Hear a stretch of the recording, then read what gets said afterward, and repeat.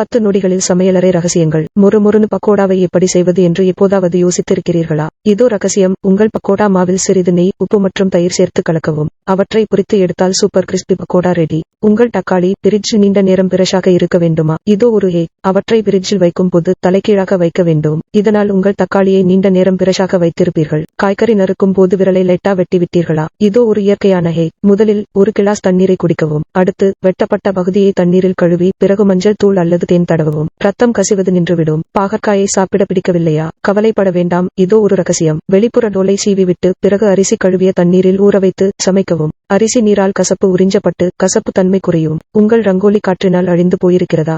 இதோ ஒரு ரகசியம். உங்கள் ரங்கோலியை போடுவதற்கு முன் நமக்கு தேவையான டிசைனை வரைந்து அதன் மேல் வெள்ளை கோந்து பசையை உட்புறமாக லேசாக தடவி பிறகு கலர் பொடி தூவி ரங்கோலி போட்டால் கோலம் காற்றில் அழியாமல் கச்சிதமாக இருக்கும். பாகற்காயை சாப்பிட பிடிக்கவில்லையா? கவலைப்பட வேண்டாம். இதோ ஒரு ரகசியம். மஞ்சள், இஞ்சி மற்றும் உப்பு சேர்த்து மென்மையாகும் வரை வேக வைக்கவும். பிறகு வடிகட்டி தாளித்து சாப்பிட்டால் கசப்புத்தன்மை குறையும். பாகற்காயை சாப்பிட பிடிக்கவில்லையா?